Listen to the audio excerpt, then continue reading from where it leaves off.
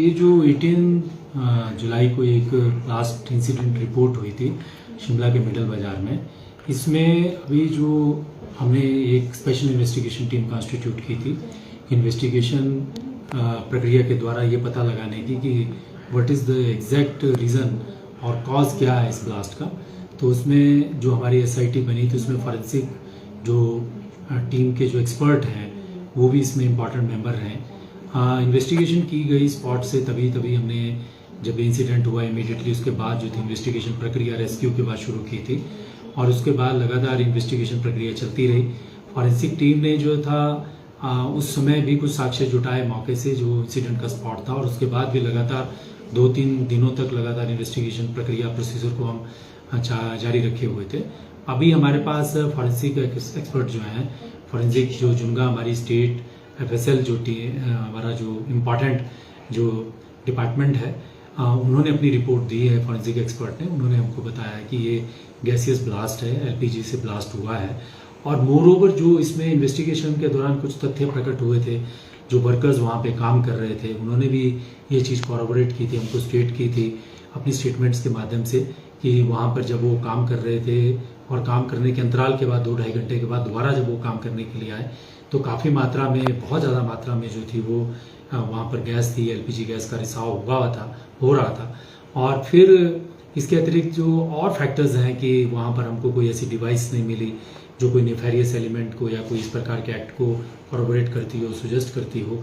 तो सारी परिस्थितियों को ध्यान में रखते हुए ये जो इन्वेस्टिगेशन में अभी हमारे पास रिपोर्ट आई है, हम इसको बेस मान के आगे की इन्वेस्टिगेशन कर रहे हैं। सर NSG की टीम भी सर यहाँ पर आई थी, उनकी तरफ से कोई रिपोर्ट? सर देखिए, जब भी कोई ऐसी इंसिडेंट होती है तो उसमें स्पेशलाइजेशन इज़ वेरी इंपॉर्टेंट और सभी चीज़ों को रूल आउट करना जरूरी रहता है। तो हमारी जो स्टेट फॉरेंसिक की जो हमारी टीम है वो शुरू से इस इन्वेस्टिगेशन के ऊपर एक्सपर्ट्स जो हैं अपना काम कर रहे हैं इमीडिएटली आफ्टर द इंसिडेंट।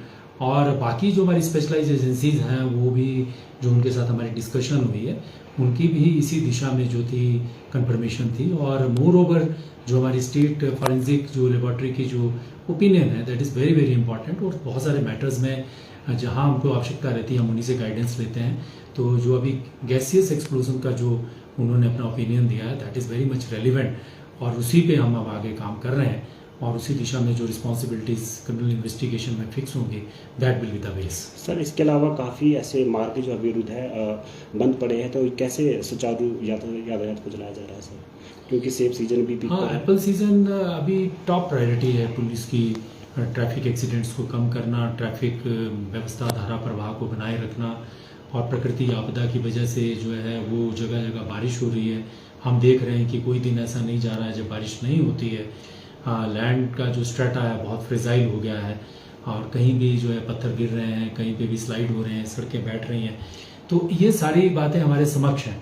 लेकिन इस विपत्ति और आपदा में भी हमको जो अपने दिन दैनिक के काम सुचारू रूप से वर्स्ट कंडीशन में भी कैसे करने वो तैयारी हम कर रहे हैं। बहुत सारी तैयारी हमने की हुई है और पुलिस जो है पूरी डिटर्मिनेशन के साथ अपना काम कर रही है। और एप्पल सीजन में जो हमारा जो पैरामीटर्स हैं ड्यूटी करने के, उसमें रोड एक्सीडेंट्स को हम कम करें, ना हो। जो सिक्योरिटी है, जो थेफ्ट्स होती हैं, जो थेफ्ट के केसेस होते हैं और जो क्रिमिनल ब्रीच ऑफ ट्रस्ट या इस तरह ठगी के केसेस होते हैं उनके ऊपर अंकुश लगे। और इसके अतिरिक्त जो है वो मंडियों के पास जो भीड़ गाड़ियों की जमा हो जाती थी और कई बार उसमें बहुत सारी लंबे समय तक कंजेशन रहती थी, उन सबको दूर करने का प्रयास है। भूषण ज्वेलर्स, अनमोल रिश्तों के लिए।